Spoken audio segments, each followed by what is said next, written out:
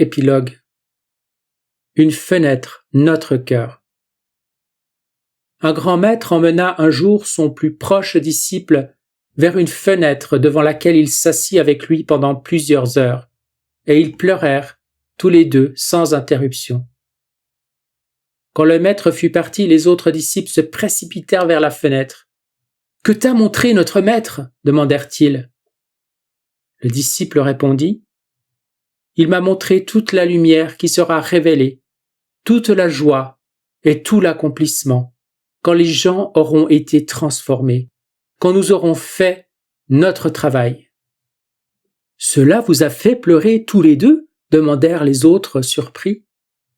Le disciple répondit « Oui, parce qu'il m'a aussi montré toute la douleur et toute la souffrance que le monde devra traverser pour parvenir à cet accomplissement. » Chaque soir, lorsque je vais me coucher, je ressens de la gratitude pour avoir rencontré la sagesse que j'ai partagée avec vous ici. En ressentant l'amour pour ma propre communauté, je sais que cette information peut répondre à la véritable vocation que Dieu nous a donnée à tous. Puis, la peur me saisit. Et si je n'allais pas au bout, si le monde n'achevait pas le voyage, que deviendraient mes amis? Que deviendraient vos amis? Si nous ne franchissions pas la porte qui s'est ouverte et si nous ne parvenions pas à devenir d'autres Jésus? Et si la douleur, la souffrance et la mort triomphaient? Alors je me souviens avec une certitude absolue, c'est notre prérogative de vivre la vie de Dieu avec lui. C'est inscrit dans notre être depuis le commencement. Chacun de nous a une fenêtre dans son cœur, une fenêtre qui nous montre ce qui pourrait être. Notre travail, chaque fois que nous rencontrons quelqu'un qui souffre, est de l'emmener vers cette fenêtre et de lui montrer ce qui nous attend de l'autre côté de la souffrance. Notre travail consiste à aider le monde à atteindre une masse critique de personnes sur la voie de devenir comme Jésus, afin que la douleur, la souffrance et la mort disparaissent. Se préoccuper ainsi du monde fait partie du processus consistant à devenir comme Dieu, parce que ressentir la douleur de l'humanité et lutter sans cesse pour y mettre fin est un aspect de la ressemblance avec Dieu. Notre destinée est de devenir comme Dieu. L'adversaire va essayer de nous faire oublier. Nous n'oublierons pas. Il essaiera d'affaiblir notre détermination à changer. Nous ne le laisserons pas faire.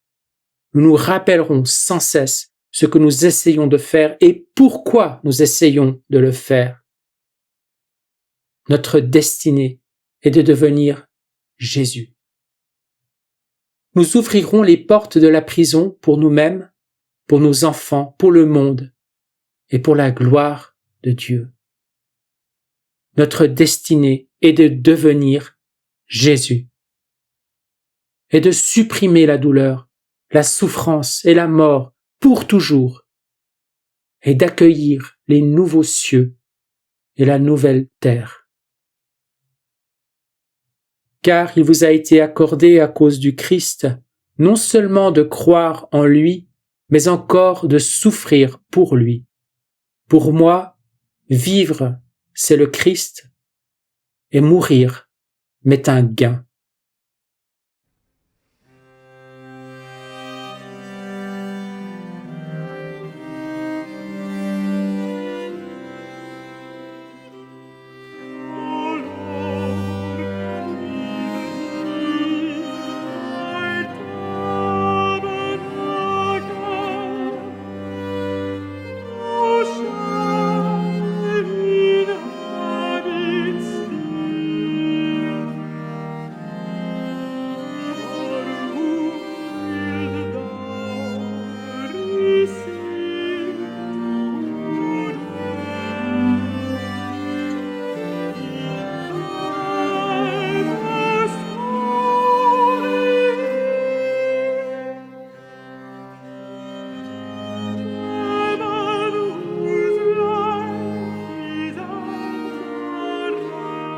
L'adieu à Don John Olin Brown.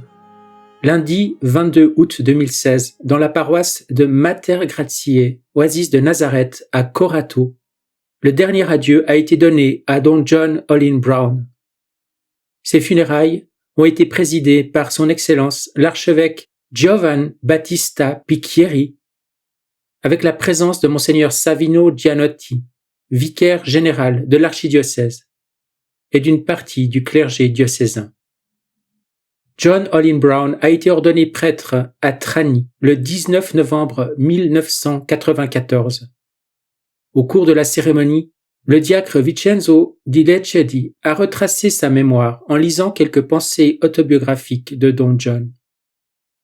Le père John Brown est né en 1952 dans une petite ville près de Dallas, au Texas. Il a obtenu son diplôme de philosophie en 1974. Il venait d'une famille enracinée dans l'église évangélique. Il avait un frère et une tante qui étaient pasteurs de l'église méthodiste. Sa famille était considérée comme suffisamment religieuse. Là où il a grandi, il n'y avait pas d'église catholique et il n'a jamais imaginé se convertir un jour au catholicisme. Il avait reçu de son père une éducation morale très stricte et dès son plus jeune âge, il ressentait une attirance particulière pour le Seigneur. Cependant, sa vocation ne s'est développée que plus tard. Lorsqu'il arrive à l'université, il commence à ressentir plus fortement le problème de sa vocation et essaye de le résoudre en étudiant la philosophie, pensant qu'à l'avenir, il pourrait s'engager dans l'église méthodiste. Entre-temps, il reporte son choix et retourne au ranch pour travailler avec son père comme cow-boy. Après la mort de son père, il se sent libre de revenir à l'idée fixe d'un Dieu qui ne cesse de le tourmenter. Lors de vacances dans le Minnesota, il rencontre un père jésuite qui le fascine par ce qu'il dit de l'Église catholique. Il reste alors auprès de lui pendant quelque temps, suite à quoi il franchit le pas et se convertit au catholicisme. Attiré par la vie monastique, il vit pendant 1 an dans un monastère trappiste de l'Iowa. Pendant cette période, il découvre les écrits de Luisa Picaretta, bien connue en Amérique, au Canada et au Mexique. Et ces écrits jouent un rôle déterminant dans l'achèvement de sa conversion. Il se rend alors en Italie, à Corato, pour visiter l'association de Luisa où il est accueilli par la présidente, sœur Assunta Marigliano, et par l'ordinaire Monseigneur Giuseppe Carata, qui lui suggère de terminer les études théologiques commencées à Rome. Les écrits de Luisa, riches en spiritualité élevée, parviennent à lui donner une réponse existentielle qu'il n'avait pas pu trouver dans la philosophie ou dans les différents courants spirituels catholiques. Son séjour à Corato coïncide avec la période pendant laquelle, grâce à Monseigneur Camillo Cassati, l'association obtient le non obstare de la Sacrée Congrégation pour la cause des saints pour ouvrir le procès de la cause de béatification de la servante de Dieu, Luisa Picaretta.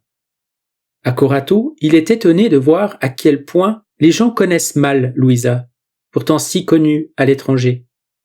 Et en même temps, il est frappé par la générosité et l'affection des habitants de Corato. Il s'estime heureux d'avoir été formé au sacerdoce dans la spiritualité de Luisa, car ce que la servante de Dieu avait fait dans sa propre vie embrasse la spiritualité de tous les prêtres, se sanctifier pour le royaume de Dieu. C'est aussi le désir ardent que le Père John a toujours eu. Après la proclamation de la parole de Dieu, Monseigneur Picchieri a esquissé la figure du Père John.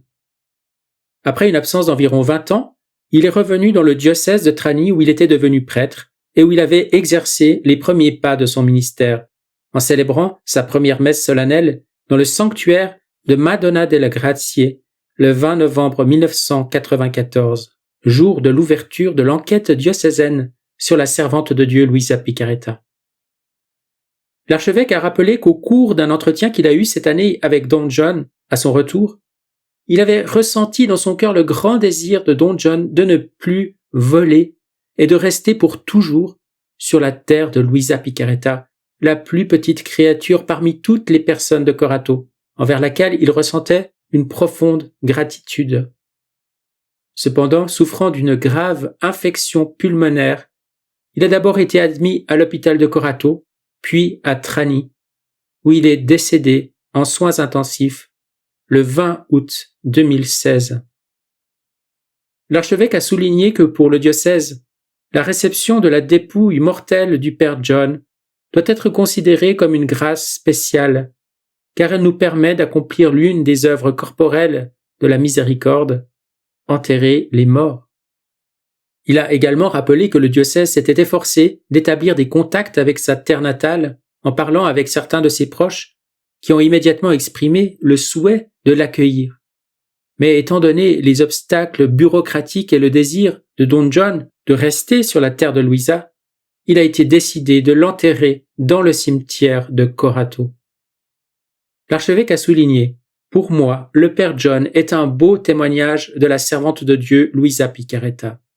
Nous devons donc savoir comment préserver la mémoire de ce prêtre en tant que presbytérium, mais aussi en tant que peuple. » Le Père John était passé du statut de géant des premiers jours à celui d'homme doux comme un agneau, toujours capable de dire merci à ceux qui venaient lui proposer leur aide.